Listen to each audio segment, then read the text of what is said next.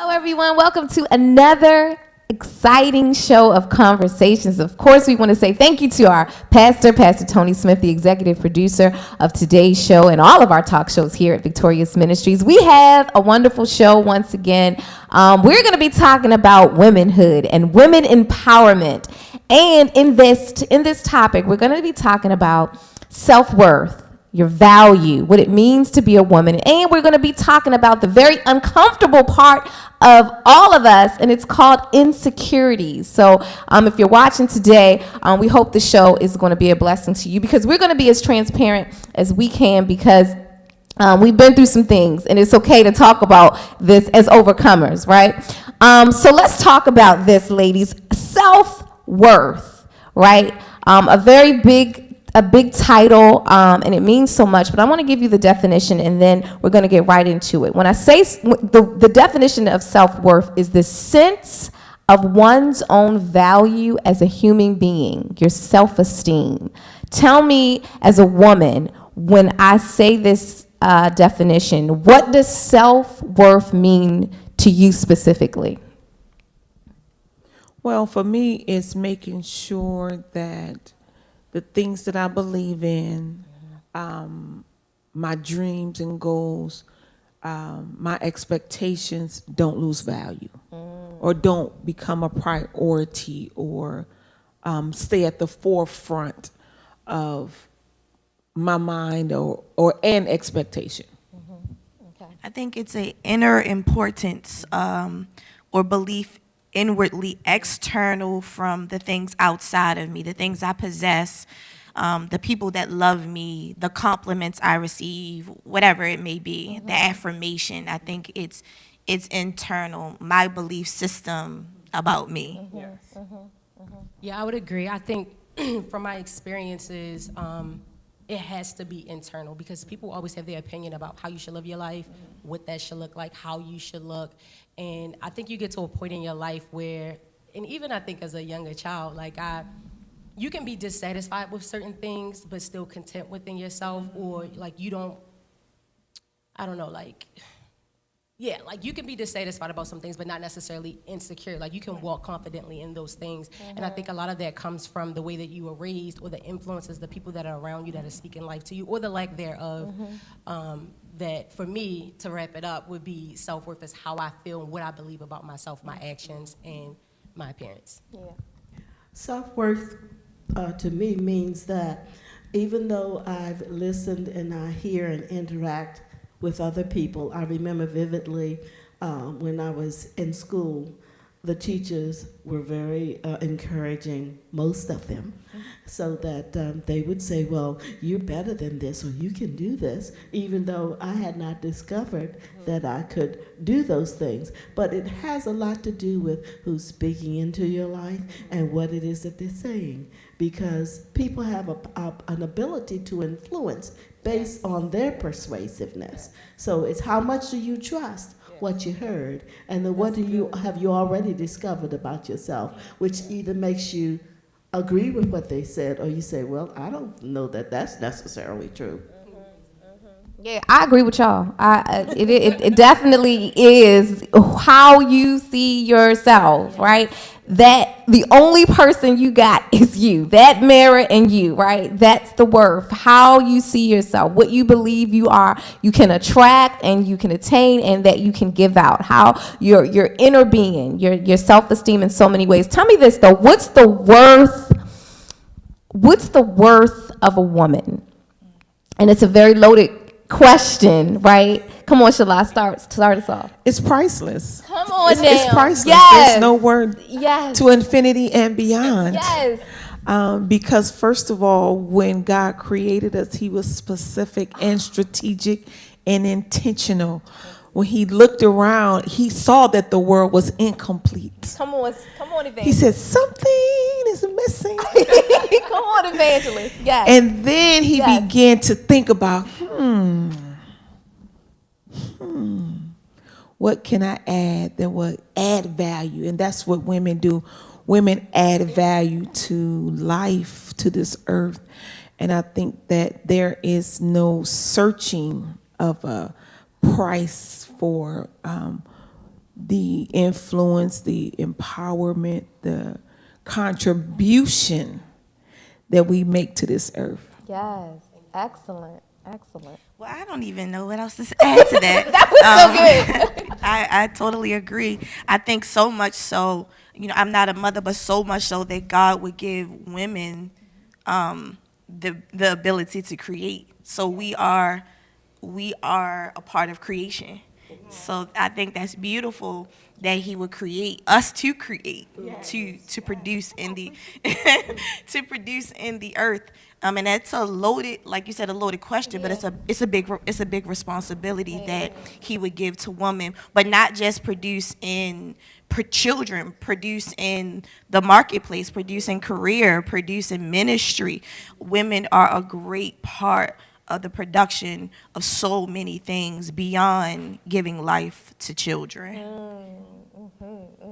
I think about what the scripture says about that Proverbs 31 woman and what she's like, because we're designer originals. Yes. Come on, Pastor. No one of us is exactly the same. Even if we are twin, we are not exactly the same, because God designed it to be that way, so that he's blessed us and empowered us with unique abilities and skills and enablements, which are not only designed for the purpose of blessing us for our own self-use, but they're designed to bless and cause multiplication and replication in other areas in our lives too. So how should a woman know her worth? What do you think? Well, the first thing is that it's uncompared. Okay. Okay. So you have to first draw the line is that I am who I am, period, dot. No commas. I am who I am. Yeah. And then you begin to examine what makes you who you are. What defines me? And oftentimes I think that goes back to everyone's definition of that internal belief of, how you feel is established upon what you believe and what is perceived and what you have been, what has been spoken and received. So, because people can speak, but you don't have to receive, and it works both ways. They could speak to the attributes to you of who you are, and they could speak to the flaws of who you are.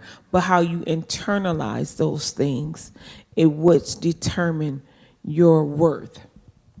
Yeah, I think you have to define or agree within yourself what your standard is for everything else in your life. Like somebody may speak 5 languages and you only speak 1, but that doesn't make you less valuable than the next person. And I think that people get caught up in comparing themselves a lot to other people, and then they allow that to devalue them, when you can be 100% authentically you and show up great, but you got to believe that and know that that's true. I think the development in growing helps you to identify value, and I think that's why it is crucial as parents and family members that cultivate children, that we have a responsibility to make sure that in an early age, what we say, what we do makes them feel valuable, because that's kind of like the blueprint in a sense, and we can set the tone, good or bad, for the value that a individual will see in themselves, especially young women. So I think we have to be cautious, because I think the value starts early.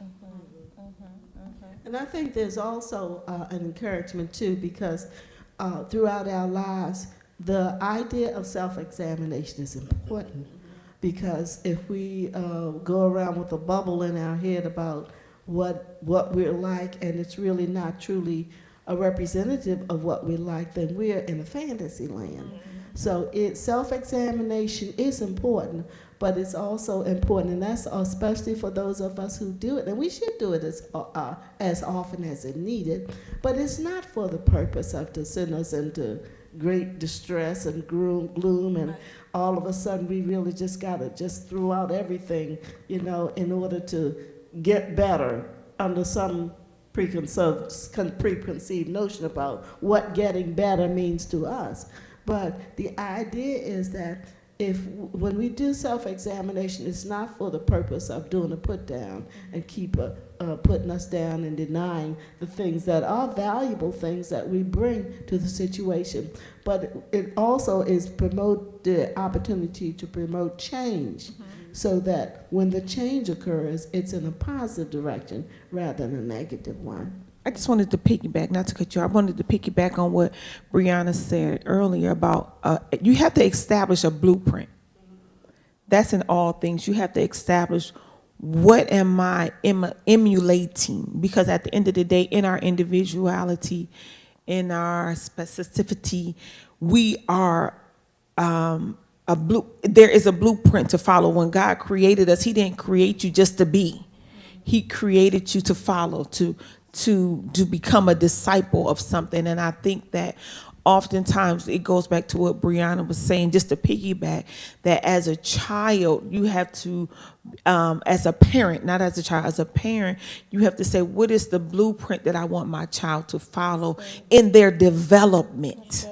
And oftentimes we're not as conscious as parents of that thought process to say, okay, what do I want my child to emulate? What do I want my child to represent? And then in the growth process, as Pastor Poole said, you begin to compare, okay, what does the word of God say about me being this woman?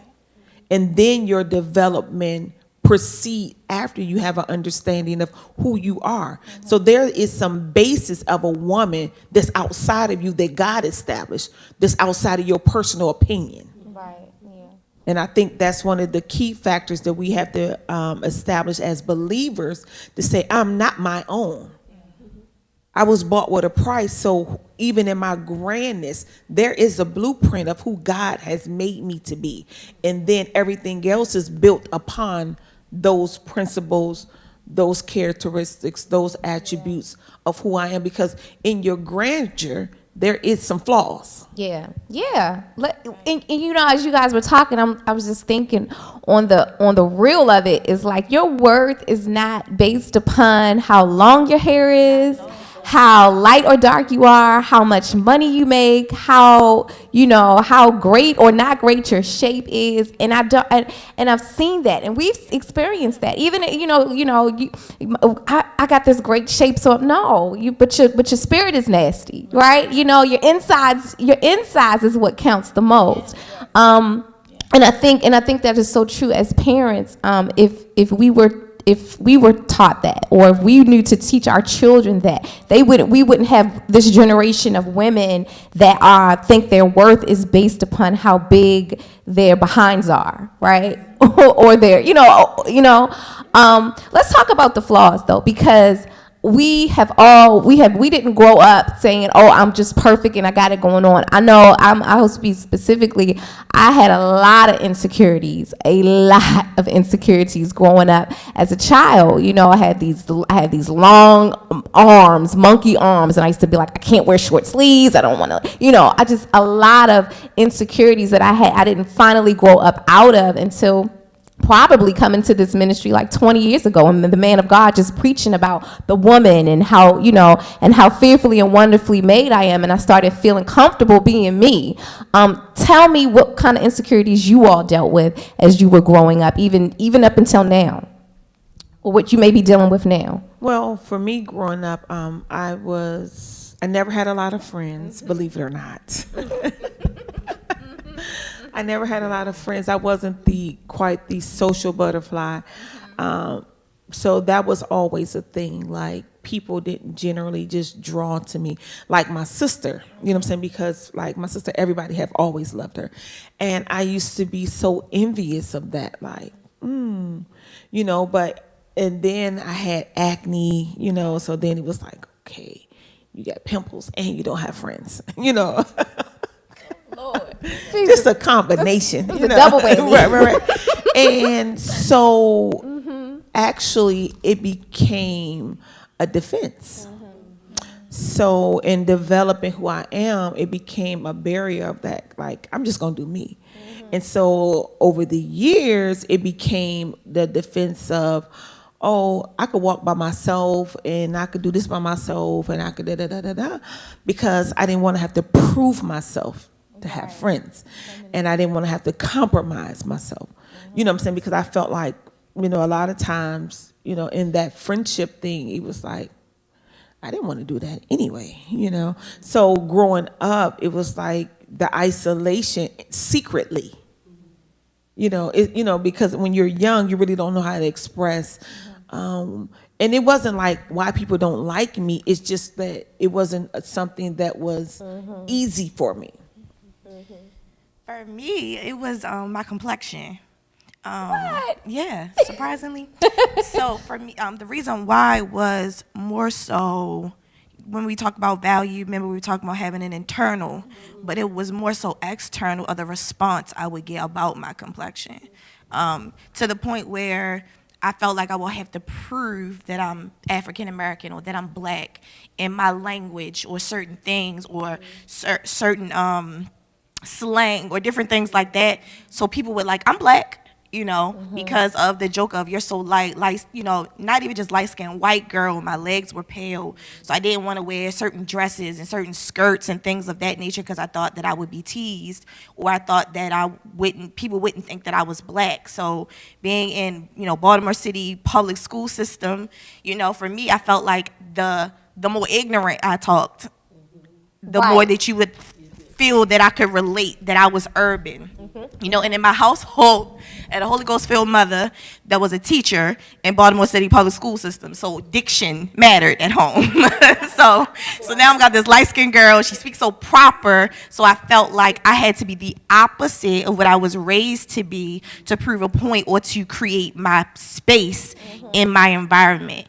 And it took years for me to be confident, you know, this very thing, that he who began a good work, he who created me.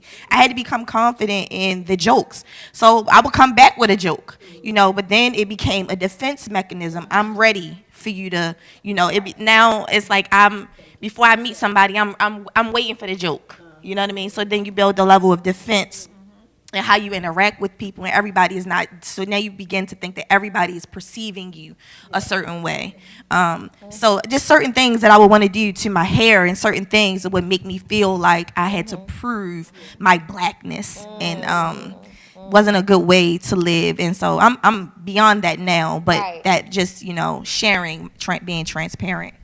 Toya. Yeah, that brought up a lot for me, especially. I think the defense mechanisms definitely is like key in all of this, and for me personally, in building my esteem, because living in my family, they're a bunch of jokers. So it's like having to, like, I'm like fair skinned, so like referring to me as a white girl, or like even my mother will correct herself if she like calls me, like, I mean, I'm sorry, white woman. It's like, come on, like, like they joke a lot. So it's like, if you don't have tough skin, and I'm not saying that it's acceptable, because it's not, and it definitely does have an impact. But I think with me, it just kind of like you learn to adapt. Like, am I gonna, like, picking your battles, so to speak.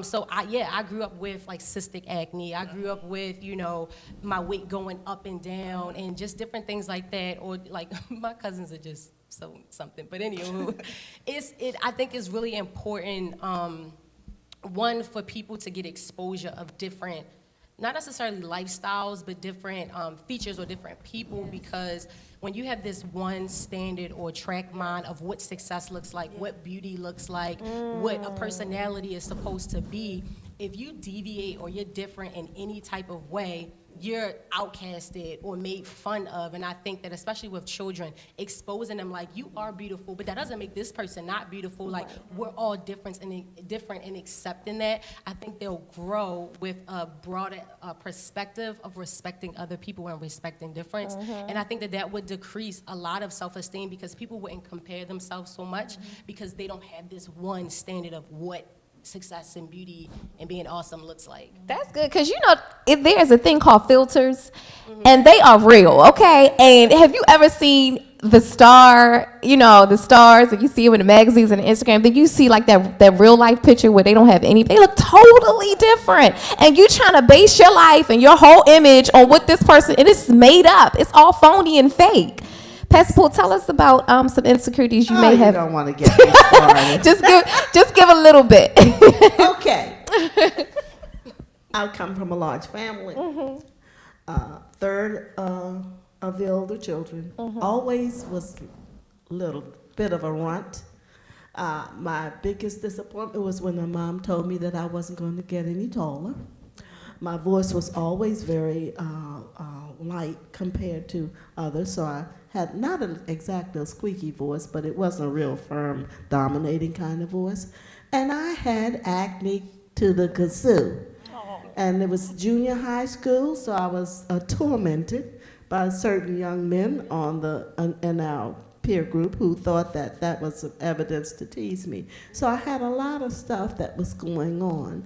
Plus, in addition to which, my mother was very supportive in many ways, but I really don't remember her saying often to me, "Oh, you look so cute," and this, that, and the other. So, but over the years, I read a lot, so I wasn't really out there doing a whole lot of athletic stuff. But the bottom line is that I had a lot of things that could make me feel insecure. But what I also had was a grandmother who was very, very supportive of us.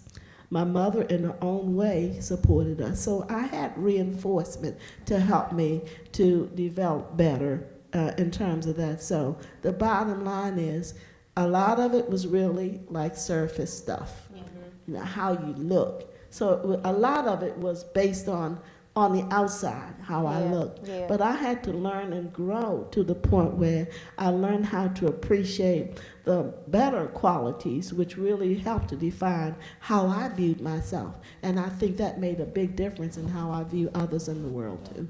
That's good. So for someone that is watching today and they say, yep, I could relate to all of that, that, or I got more, I'm dealing with body issues, or fat, I don't dress well, whatever the case it is. What do you say to that woman today that's saying, I'm dealing with insecurities and I can't shake that? For me, if your insecurity is coming externally, I would say that be mindful that what a person says to you or about you says more about them than it does about you. Many people express their views because they also are dealing with a level of insecurity. And sometimes how people deflect their insecurity is by highlighting yours. And so I think that, if we live our life basis on everything that's outside of us, we'll always be picking. Society and the world is always changing what's acceptable. First is skinny, now fat is in. Thick, slim, thick, it's going to always be something different. And if I'm adjusting my life about how society and with the world, you're never going to be content with who you are. So I would say be content and don't let external things become more important and dominate in how you value and how you perceive yourself. Go ahead. I just wanted to add that not necessarily on the, internally, not to be afraid to seek out help or advice, because sometimes the insecurity, and this could be for women, for men, for children, could be you not achieving at the standard that you're being held to, and you feel like you should be, so it's harder for you to reach out for help or to get training in a certain area. Because you feel like you should already be there, so it's like that lack of confidence. But I would encourage people to, you know what you don't, just, that's okay. Like, you can ask for help and arrive. Like, if that's what's really holding you down, because it'll cause anxiety, you can fall into a depression about it. And it's like, not saying, because some of that is chemically inbound, but you can definitely seek out help and people will assist you if you're not too afraid to ask. I just want to let you know that there's something wrong with everybody. Yeah, everybody. I just want you to be confident to know that. Yeah. When you look at me, something wrong with me. When you look at everybody on this panel, there is a flaw and a shortcoming. Yeah, revealed or not revealed. Yeah. And I just want you to know that you are beautiful. And I just want you to know that all things work together for the good of them who love the Lord. Why? Because we all are a work in progress. We all are trying to overcome something. We all are trying to be the best person that we could be. So the only thing I'm going to tell you is keep doing what you're doing. Be a better you. Learn to be a better you. Pastor Paul. And I would finally say also that it's important to remember that you're still living, and as long as you're living, the possibility of change is there. Yes. So don't say that I'm here and I'm stuck here and there's no possibility for me to grow. But be willing to grow, but as a part of the growth process, be willing to examine yourself in a positive way, but also be willing to accept positive reinforcement from those who speak into your life and help to push you on to grow and be available to change and develop as life goes along. Your young self thinks a certain way. Your older self thinks a certain way. And that middle self is changing and going through process too. So it's a lifelong journey. Enjoy it while you change. You want to say something? Go Pastor ahead. Poole says something really good about when she was talking about examining. You said something so good about of change and criticism, and sometimes when you have been criticized for so long, you don't really know how to accept love and compliments either. You think sometimes people are being mischievous. Like I like how your dress is cute. You look real nice today. Today I look nice. I don't look nice every day because you get honestly, you get hung up on words and play. And I'm gonna be 100%. You become hung up on certain words and placement because you're so defensive because of the things that has been said, and it becomes harmful to friendships, relationships, your success, and all of that, because you're constantly evaluating, well, what did you mean by that? Well, what was the intention by that? Was she being facetious? Did she really mean that? What did she mean by today? And it's like you putting a lot of energy on words because you've been damaged or you have experienced certain criticism in other areas. So sometimes, and then even constructive criticism, people can't tell you anything because even if they are trying to help you, that might be a little loose or a little tight. Oh, she just don't like the no. She's trying to help you. That doesn't look appropriate. Right. And so sometimes because you have been criticized so long, you don't know good positive reinforcement, but then you also don't know constructive criticism either. And you can become delusional in your mind to think everybody is jealous of you, envious of you, or trying to harm you. And in some cases, they're not. People are really trying to help you. So when Pastor Poole said that was the level of transparency that I've experienced, being caught up on words. I think we all have to find someone we can trust. A circle, a person, because at the end of the day, our goal is to become better individuals. And you have to learn to be honest, because oftentimes that honesty is very crucial to growth. Because some things are not insecurity, some things is just fact. No. You know what I'm saying? Something you feel insecure about, but if you don't know it, that's a fact that you don't know it. You don't have to feel insecure. So I think we have to define the line of the things that we are holding ourselves hostage with. Mm-hmm. You know what I'm saying? So that we can have an understanding of what is truth in our life. Mm-hmm, mm-hmm. Well, this has been a really great I feel empowered. We pray that this show has blessed you women that have been watching this. You are valuable. You are worthy of being loved. And can I say this? You are worthy of the wait. For those women that are like single, you are worthy of the wait. You are worthy of so much. And let me invite you all. We want to invite you all to be a part of our great ministry. Our pastor does this thing here called Ladies Night Out.